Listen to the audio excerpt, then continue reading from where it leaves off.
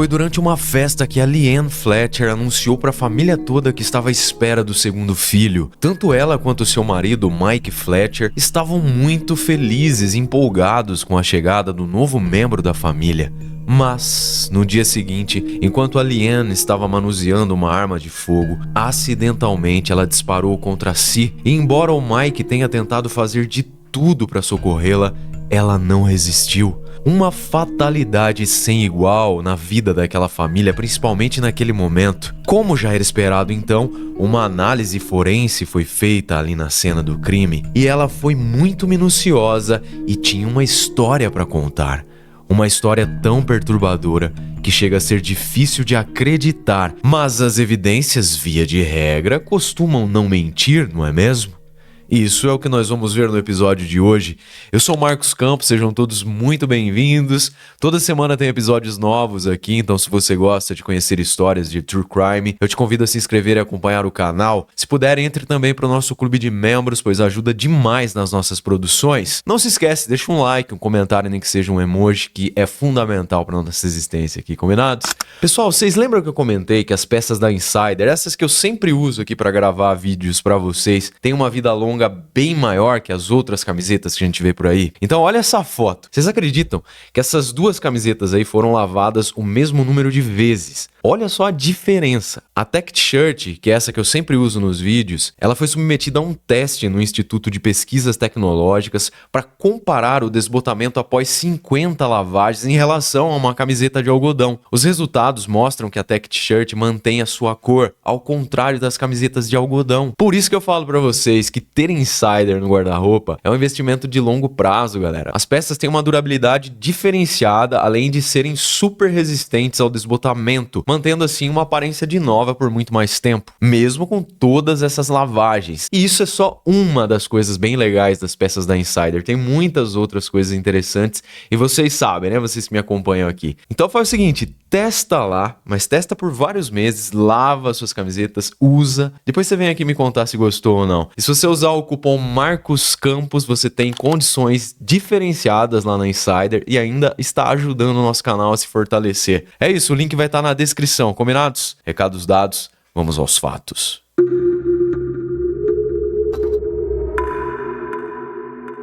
Leanne Dahl Michener nasceu no dia 12 de maio de 1970, sendo uma das filhas de Gloria e Jack Michener. Ela foi descrita como uma jovem delicada, gentil e apaixonante, que amava os animais, especialmente os gatinhos, e sempre que ela via algum gato abandonado aí pelas ruas, ela levava para casa, mesmo contra a vontade dos pais, e ela cuidava dos animaizinhos até que eles ficassem recuperados.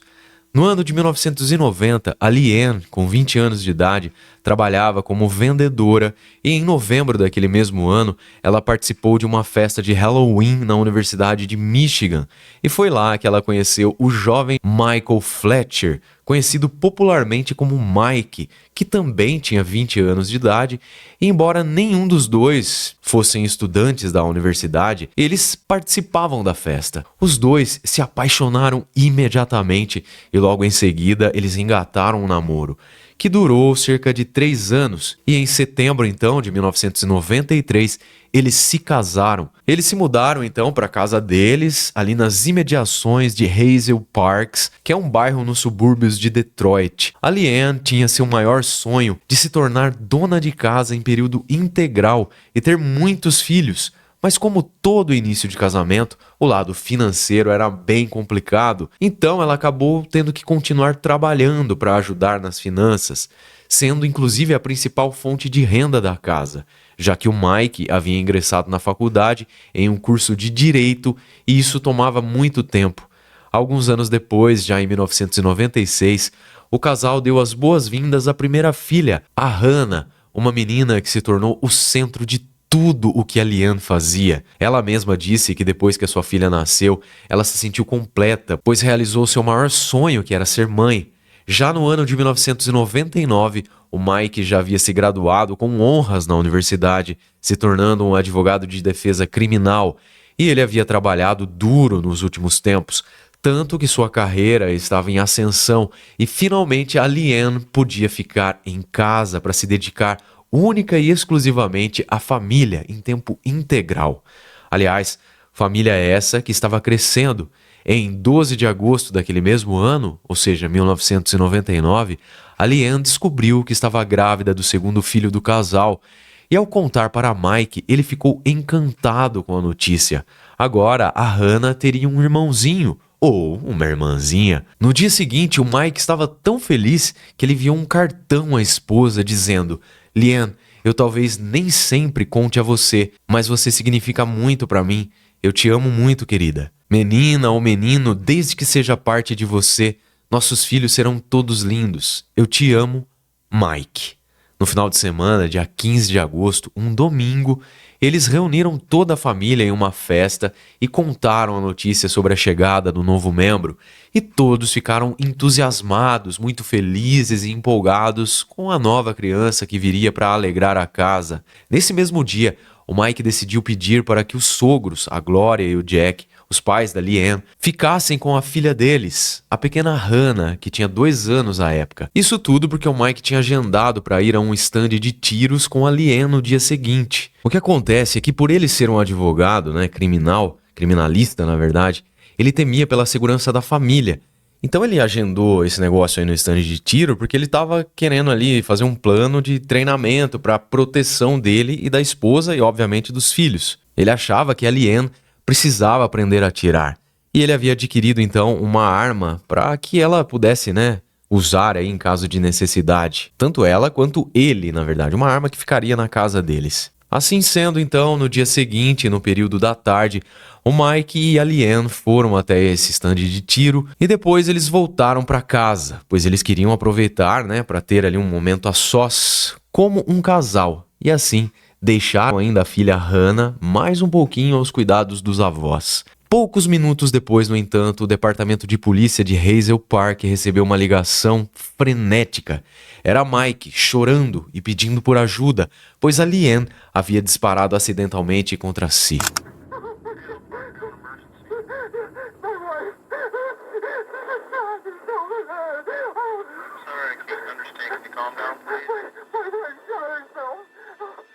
E embora os paramédicos tenham chegado o mais rápido possível, a Leanne Fletcher, de 23 anos de idade, já estava sem vida e nada pôde ser feito. O Mike afirmou que eles tinham acabado de chegar do stand de tiros e ele estava recarregando a arma ali, o pente da arma, com novas munições, enquanto estava sentado na cama do casal. Mas ele alega que teve dificuldades para conseguir encaixar ali as balas e por isso ele pediu para a Leanne, ele deu a arma para a Leanne para que ela terminasse essa tarefa. Então ele se levantou e foi até o banheiro. Logo em seguida, ele ouviu um disparo e correu para o quarto, onde já encontrou sua esposa caída no chão. Ele afirmou que tentou socorrê-la, mas não conseguiu. A Leanne estava deitada no chão do quarto, nua, da cintura para baixo, e ela tinha um disparo na sua orelha direita. E à primeira vista, realmente parecia que era um tiro acidental. Mas alguns elementos na cena chamaram a atenção dos policiais e por isso eles decidiram acionar a perícia criminal para que o caso fosse confirmado como um disparo acidental ou não. Como parte do procedimento, os investigadores primeiro verificaram se não teria ali sido um ferimento auto-infligido. Afinal, embora ela tivesse acabado de descobrir uma nova gestação e parecesse muito feliz, ela poderia estar em depressão por pensar no quão sobrecarregada ela ficaria com a maternidade. Mas todos confirmaram que a Leanne nunca faria isso consigo. Primeiro porque ela sempre dizia que ter filhos era o sonho da vida dela. E além disso, ela nunca deixaria a Hannah, que só tinha 2 anos de idade, aos cuidados de outra pessoa que não fosse ela, a mãe. Então, a princípio, foi concluído que ela não tinha motivos aparentes para querer tirar a própria vida. Mas embora Mike insistisse que o tiro foi acidental, Glória, a mãe da Leanne, afirmou que era muito conveniente que o disparo acidental tenha pegado logo na cabeça e sido fatal, em vez do que, na maioria das vezes, é visto como atingindo partes do corpo, pé, mão, braço.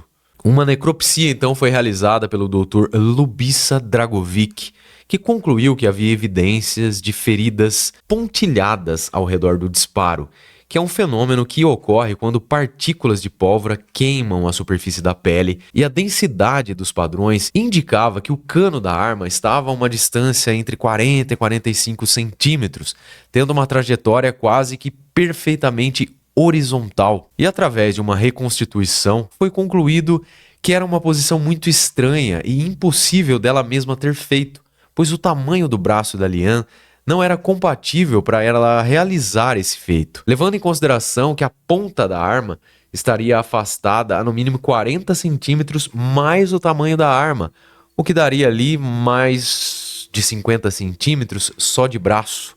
Logo ficou provado que não poderia ter sido um acidente, e nem ao menos alguma coisa auto-infligida, e que se tratava realmente de um homicídio. Enquanto a necropsia estava sendo realizada, os investigadores estavam conduzindo uma revista completa na casa, e eles encontraram uma pasta marrom em meio às coisas do Mike com vários cartões românticos, mas não eram da Liane, da esposa do Mike, para ele, mas sim de uma mulher chamada Susan Chernousky, uma juíza do Tribunal Distrital da cidade. E foi assim que eles descobriram que o Mike estava sendo infiel. Ainda foi descoberto que a Susan teria precedido dezenas de julgamentos onde o Mike acabou ganhando. E com isso, ele recebeu mais de $17 mil como honorários, e era ela quem estava alavancando a carreira do homem. Ou seja, pessoal, o cara dizia que estava se empenhando até tarde para criar uma carreira de sucesso, quando na verdade ele estava, tendo aí um romance extraconjugal com a juíza, que acabava colocando, obviamente, a balancinha ali da justiça sempre pro lado do advogado, não é? Claro que isso era uma violação muito séria, em questões éticas, jurídicas, morais e tudo mais. E quando isso foi apresentado pela promotoria, a Susan acabou se afastando do seu trabalho.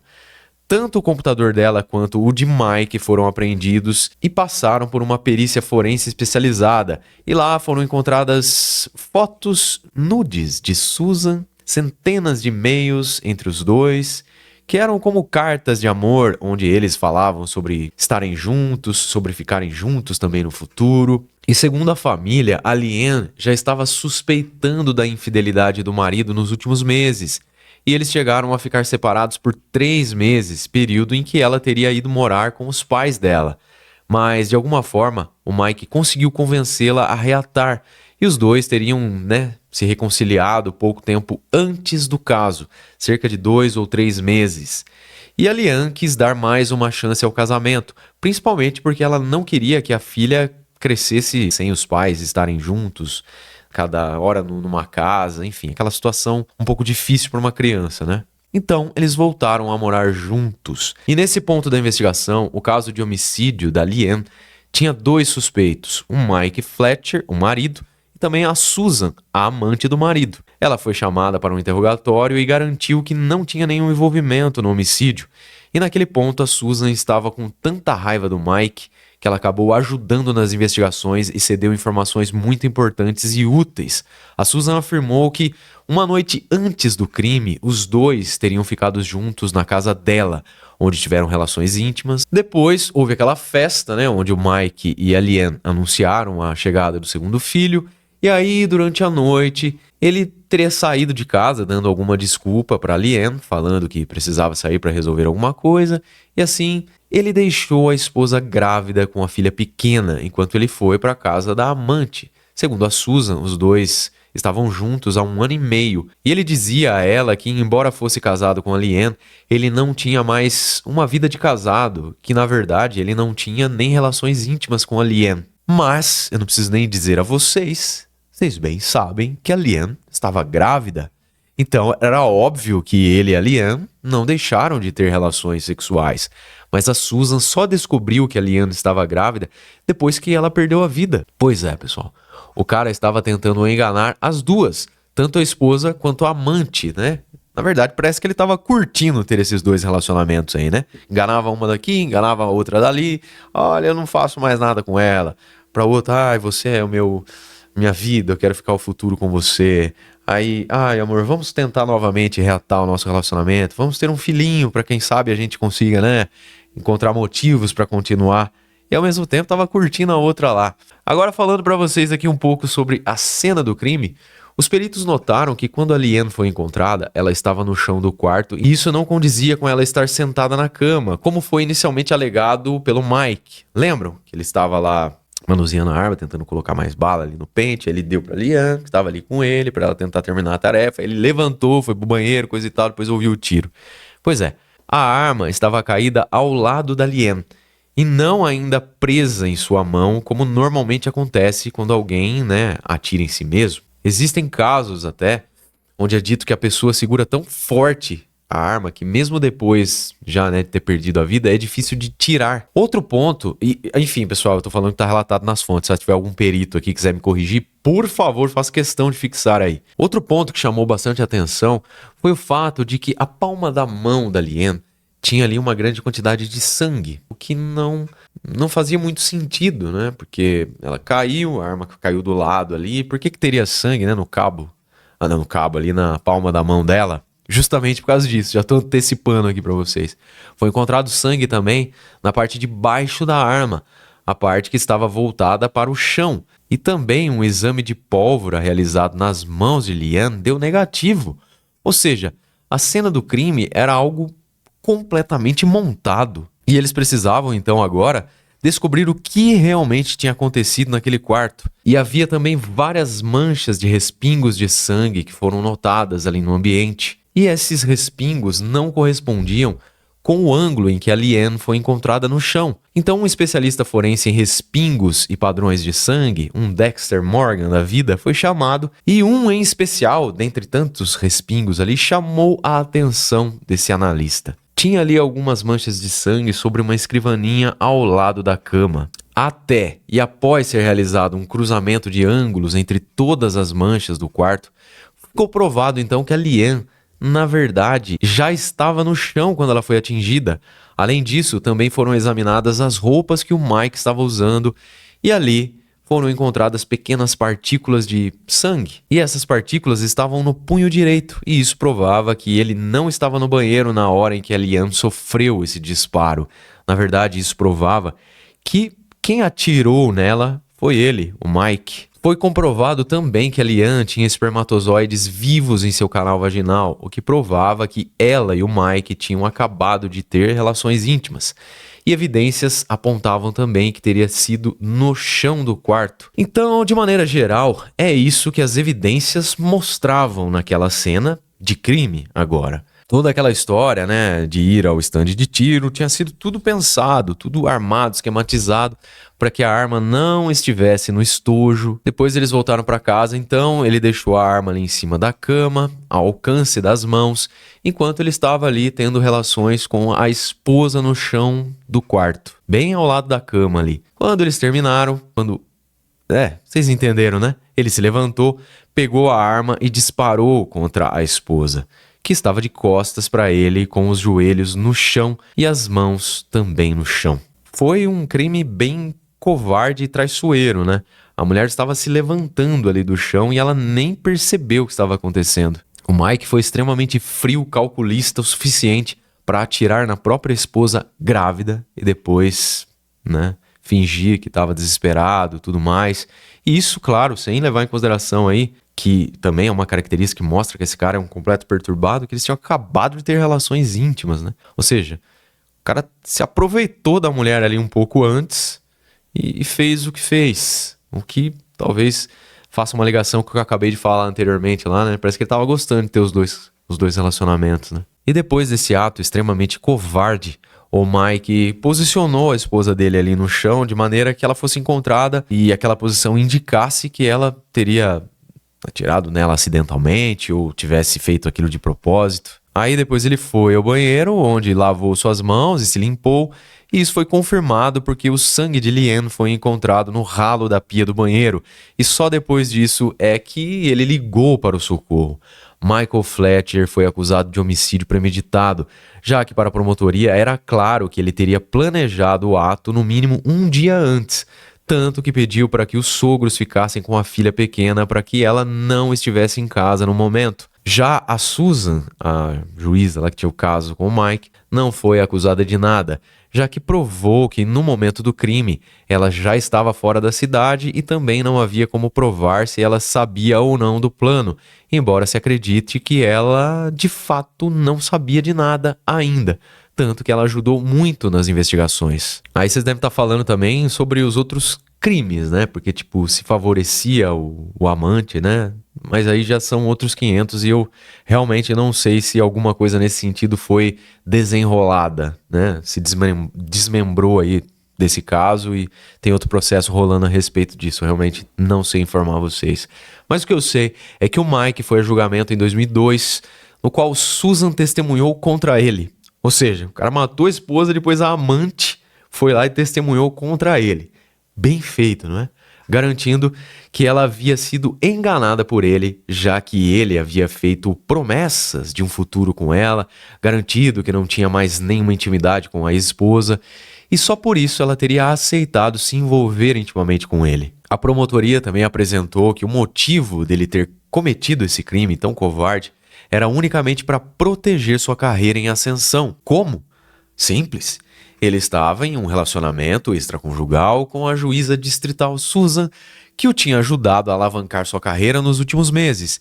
E ele tinha mentido falando que não tinha relações íntimas com a Leanne, a esposa. Porém, quando a notícia da gestação se espalhasse, a amante obviamente ficaria sabendo e a Susan ia ficar furiosa, né, ao descobrir que ela tinha sido enganada. E com o poder e a influência que ela tinha, ela acabaria com a carreira do Mike. Assim, o Michael Fletcher foi considerado culpado de homicídio em segundo grau, já que o júri não conseguiu ser unânime em acreditar que ele tinha planejado o crime. A defesa do sujeitinho ainda conseguiu, né, esquematizar aí para ele ter essa atenuante aí, né, na acusação.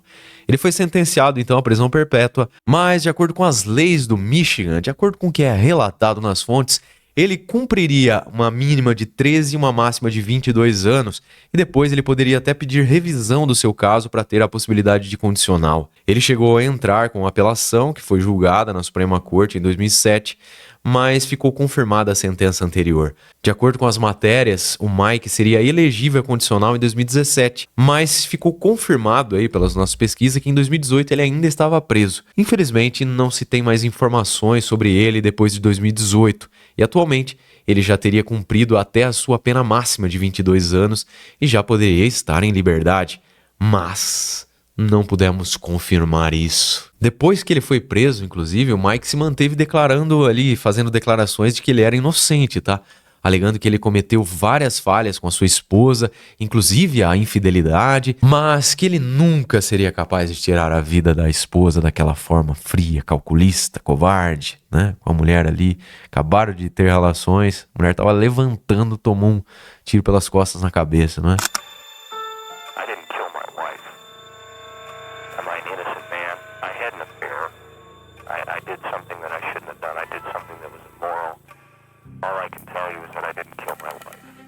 Sobre a filhinha do casal, a Hannah, ela foi criada com os avós maternos e também com a irmã da Leanne. As notícias falam que ela se desenvolveu bem.